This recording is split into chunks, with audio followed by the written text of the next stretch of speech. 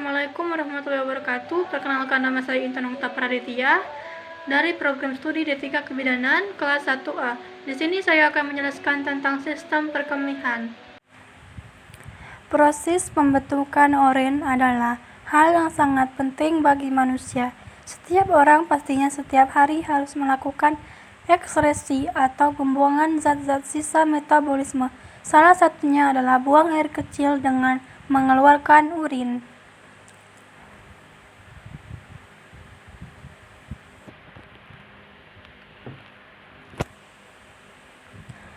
Ginjal bersifat retroperitoneal yang berarti terletak di belakang peritoneum yang melapisi rongga abdomen. Kedua ginjal terletak di sekitar vertebra T12 hingga L3. Ginjal kanan biasanya terletak sedikit di bawah ginjal kiri untuk memberi tempat untuk hati. Sebagian dari bagian atas ginjal terlindungi oleh iga ke-11 dan 12. Kedua ginjal dibungkus oleh dua lapisan lemak atau lemak perirenal dan lemak pararenal yang membantu meredam goncangan.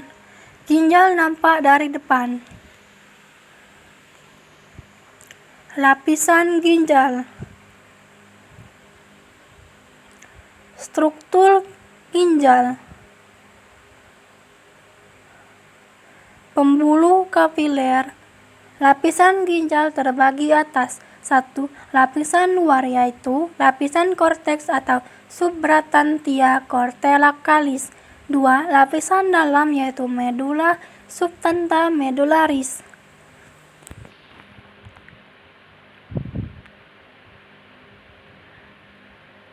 Nefron.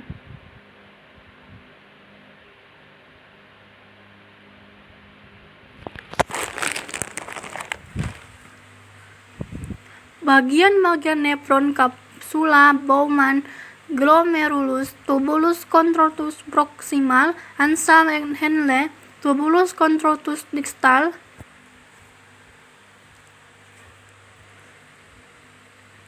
ureter. Lapisan dinding ureter terdiri dari lapisan luar atau jaringan ikat atau fibrosa, lapisan tengah atau polus. Lapisan dinding ureter terjadi gerakan peristaltik tiap 5 menit sekali yang mendorong urin melalui ureter.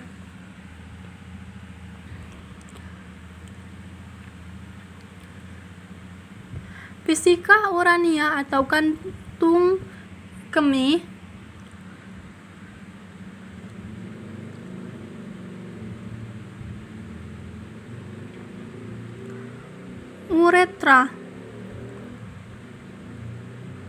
Uretra berfungsi sebagai saluran pembuang baik pada sistem kemih atau ekskresi dan sistem seksual.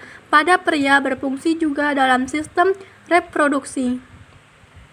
Proses terbentuknya urin. 1.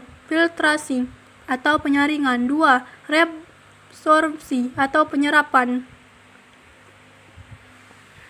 Tahap pertama dalam pembentukan urin adalah melakukan proses filtrasi atau penyaringan darah dari zat-zat metabolisme dalam tubuh.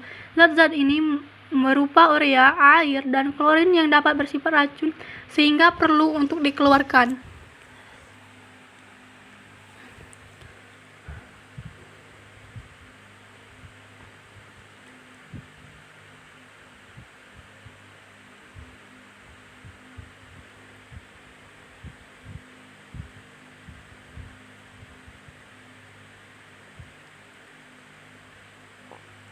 Yang terdiri atas glomerulus dan kapsula Bowman.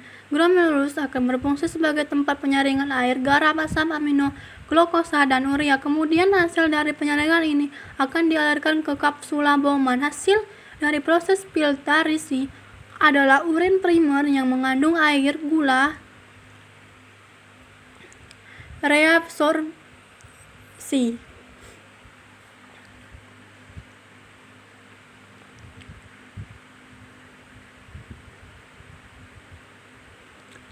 Penyerapan dilakukan pada bagian tubulus, corpus proksimal, zat yang masih berguna seperti glukosa, asam amino, dan air diserap oleh pembuluh di sekeliling tubulus.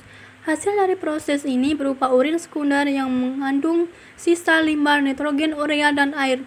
Urin sekunder akan masuk ke lengkung Henle. Di dalam lengkung Henle, urin sekunder akan mengalami osmosis air sehingga kadar air berkurang dan urin menjadi lebih pekat.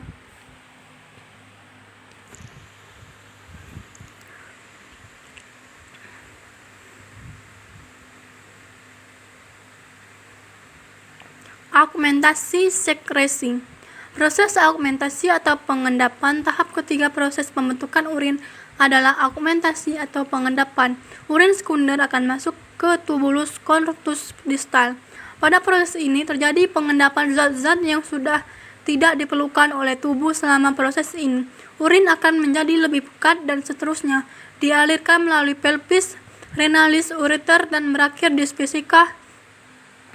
Hasil akhir dari proses augmentasi adalah urin sesungguhnya yang mengandung urea, asam urin, amonia, sisa-sisa pembakaran protein, dan zat-zat yang berlebihan dalam darah seperti vitamin, obat-obatan, hormon, serta garam mineral.